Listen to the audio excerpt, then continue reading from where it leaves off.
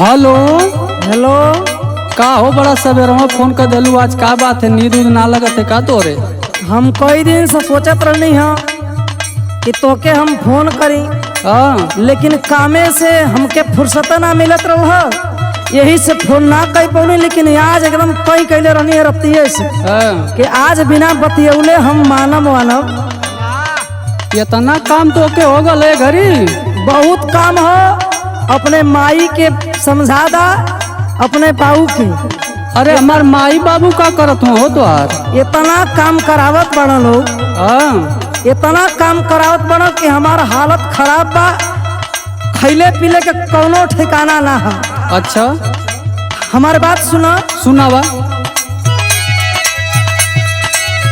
चटनी पे कटनी करावे दिनवा रतिया सुरतिया के ना।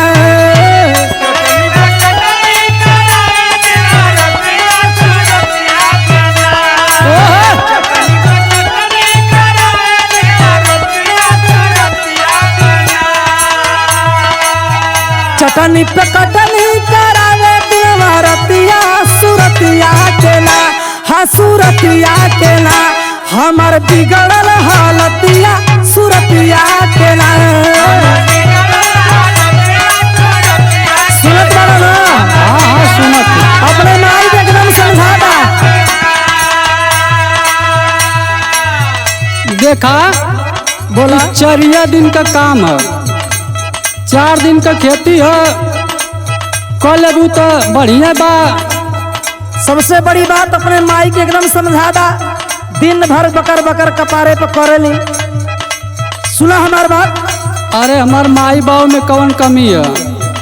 अपने माई बाबू से ना पूछा, तू जब बियाह करे के रहल तो खेत वाला लड़का जो हत रहलन, आज जब कटिया करे के बाद तो हर सूरत का हालत बिगड़त बा। बिल्कुल बिगड़त बा एकदम।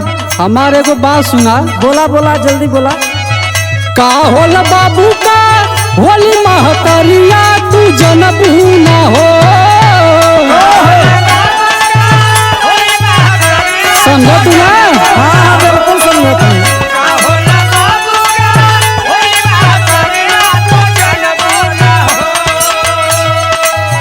का होला बाबू का होली महतरिया, तू जनबू ना हो, तू जनबू ना हो। गोरी माई जा बनबू, तू जनबू ना हो। ढेर मत बतियावा।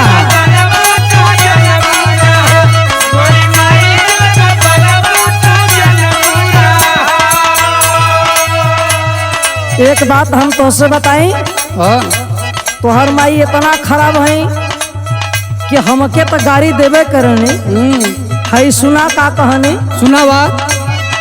हमरा के कोहेली घर घुमने। अरे तब तू तो गाँव भर का मंत्री बनला ना हूँ।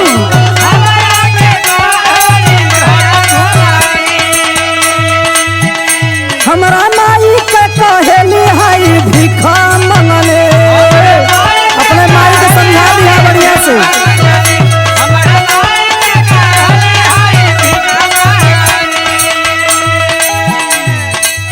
रोज रोज झगड़ा करे या धीरतिया सुरतिया के ना।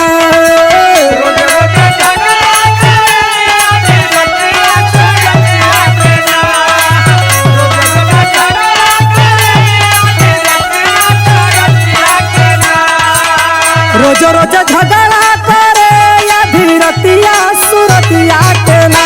हाँ सुरतिया के ना, हमार बिगड़ल हालतिया सुरतिया के ना।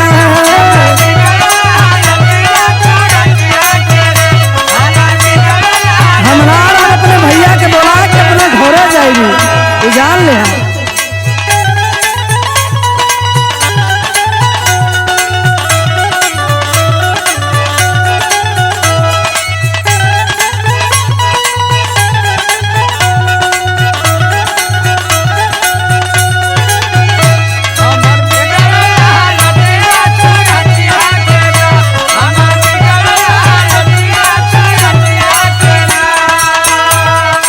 हम हमार बात सुनत हुआ ना?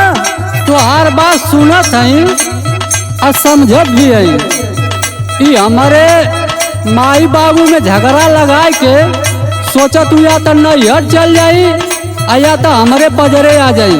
नहीं तो हमके अगर लेके चलत हुआ तो ठीक बा भाई, हाँ। और नहीं तो अपने भैया के बुला के अपने घरे हम जाई भी जान ले। अरे ई तो हमहू सोचिला कि तू हमरे संगवा रहा दिन रात, लेकिन मजबूरी न बा हो। तो हर जिंदगी भर मजबूरी यही तरह रही। अरे उ तो मुकुंदा भैया जाना तू कितना मजबूरी है। आई सुना बोला कम पैसा का नौकरी हमार गोरिया,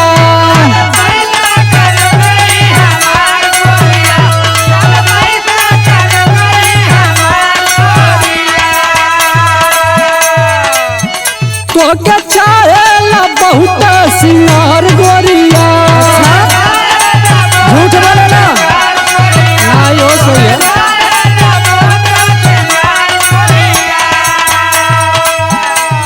अगर सोचा तू कि हम तोहरे पजरे रही ना, बिल्कुल तो आई जो 72 किस्म का मसाला लगावत हूँ, अल्लाह खमी के जो ठलाली लगावत हूँ, और रोज रोज ड्रेस बदलत तू ना तो का हाल होई तू जानत ना हो।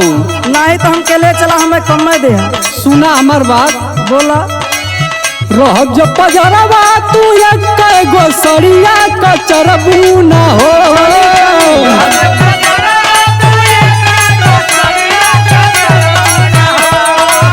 मंजूर बात ओके, एकदम मंजूर है।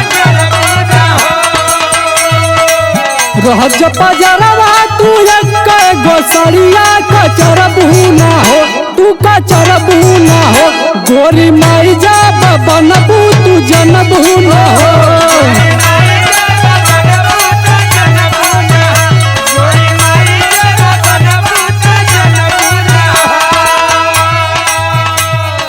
तोहार ढेर दिन से हम देखत हई, तू अपने न साथे ले जाई पैबा, काहे न अपने माई बाबू को समझाई देत हुआ बढ़िया निक से। तो हमारे एगो बात है सुन ला। सुनावा। देहला जराई हमार जियरा, अरे हमार करम फूट गई तोरे संग में।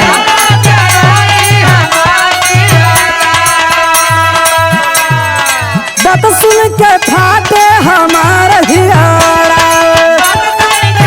अरे हम अपन मजबूरी बतावत हई।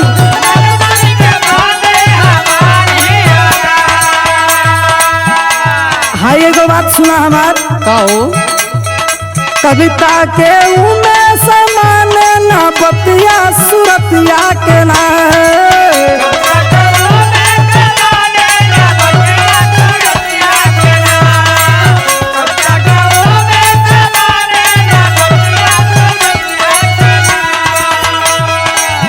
कविता के उमे समान न बतिया सुरतिया के ना।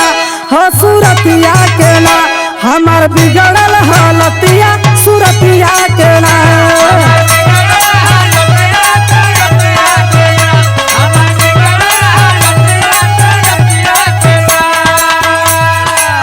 का होला बाबू का होली महतरिया तू जनबू ना हो।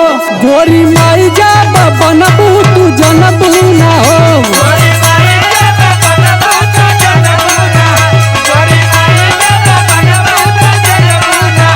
हमार बिगड़ल हालतिया सुरतिया के ना। गोरी माई जा बनबू तू जनबू ना हो। हमार बिगड़ल सुरतिया हालतिया के ना। गोरी माई जा बनबू तू जनबू ना हो। हमार बिगड़ल हालतिया सुरतिया के ना।